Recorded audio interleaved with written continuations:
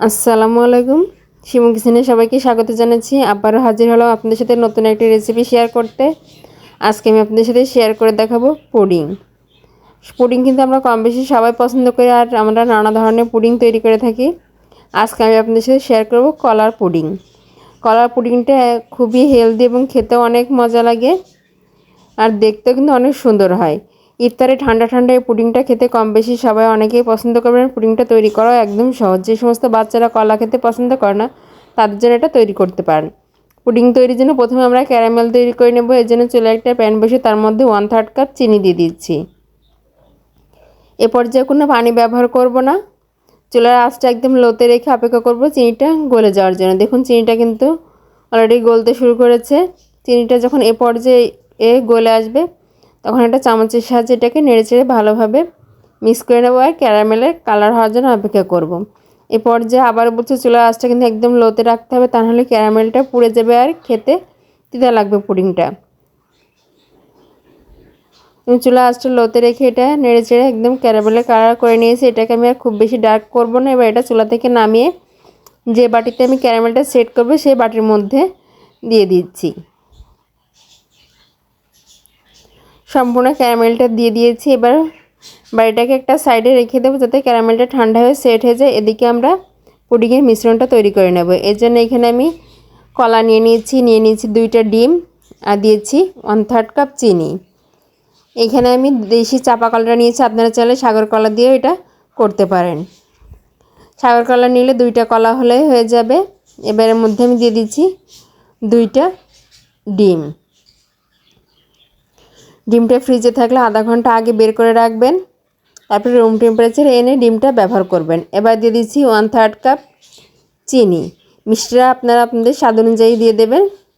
আর দিয়ে দেবো আগে থেকে জাল করে ঠান্ডা করে রাখা ঘন দুধ। এখানে টোটাল আমি 1.5 কাপ দুধ ব্যবহার করব। প্রথমে 1/2 কাপ দিয়ে এটাকে খুব ভালোভাবে ব্লেন্ড করে নেব। এবার এটাকে খুব সুন্দরভাবে স্মুথভাবে ব্লেন্ড করে নিয়েছি। এবার একটা ছাঁকনির সাহায্যে এটাকে সেঁকে নেব, যাতে কলার মধ্যে কোনো দানা বা বিচি থাকলে সেটা বের হয়ে যায়। আমি একটা স্ট্রেনার নিয়ে নিয়েছি, এর মধ্যে পুডিংয়ের মিশ্রণটা দিয়ে দিচ্ছি। এতে করে এটা খুব সুন্দরভাবে ছাঁকা হয়ে যাবে। একটা চামচের সাহায্যে এটাকে ভালোভাবে নেড়েচেড়ে সেঁকে নিচ্ছি। দেখুন এর মধ্য থেকে কিন্তু বেশ কলার ছোটো ছোটো কালো বিচি বের হয়েছে। এটা থাকলে কিন্তু আর খেতে ভালো লাগতো না। এবারে বাকি মিশ্রণের মধ্যে আমি বাকি যে দুধটুকু সেটাও দিয়ে দিচ্ছি। এখানে টোটাল আমি 1.5 কাপ দুধ ব্যবহার করছি। আপনারা চাইলে 2 কাপও দুধ ব্যবহার করতে পারেন। এবার একটা হ্যান্ড উইক্সের সাহায্যে সম্পূর্ণ মিশ্রণটাকে খুব ভালোভাবে মিশিয়ে নেব। কলার পুডিংটা কিন্তু একটু দেখতে কালো হয়, এতে ভয় পাওয়ার কোনো দরকার নেই। টেস্টটা কিন্তু কোনো নষ্ট হয় না। এবারে পুডিংয়ের মিশ্রণটা আমরা যে বাটিতে ক্যারামেলটা সেট করে রেখেছিলাম সেই বাটির মধ্যে দিয়ে দিচ্ছি।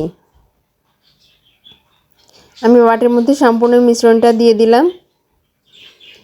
এবার চুলায় আমি একটা কড়াইতে পানি বসিয়ে দিয়েছি, তার মধ্যে আমি একটা স্ট্যান্ড দিয়ে দিয়েছি। খুব বেশি পানি দেবে না যাতে বাটিটা নড়াচড়া করে। এবার ঢাকনা দিয়ে ভালোভাবে ঢেকে অপেক্ষা করব 30 থেকে 25 মিনিটের জন্য।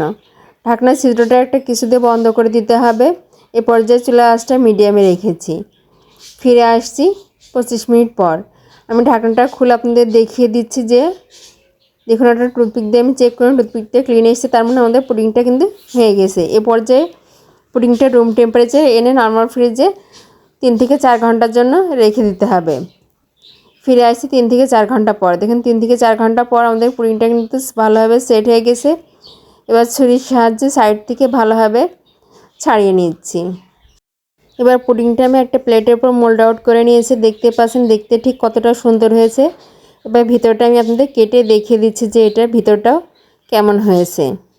এই পুডিংটা দেখতে যেমন সুন্দর হয়েছে, খেতেও কিন্তু অসম্ভব মজা হয়েছিল। আশা করছি আমার আজকের এই ভিডিওটা কম বেশি সবার অনেক ভালো লাগবে। আর ভালো লাগলে প্লিজ আমার চ্যানেলটি লাইক, শেয়ার এবং সাবস্ক্রাইব করবেন। আর বাড়িতে অবশ্যই একবার ট্রাই করে আমাকে কমেন্ট বক্সে কমেন্ট করে জানাতে ভুলবেন না। আর যারা এই ভিডিওটি আমার ফেসবুক পেজ থেকে দেখছেন প্লিজ আমার পেজটি লাইক এবং ফলো দিয়ে আমার পাশে থাকবেন। ধন্যবাদ।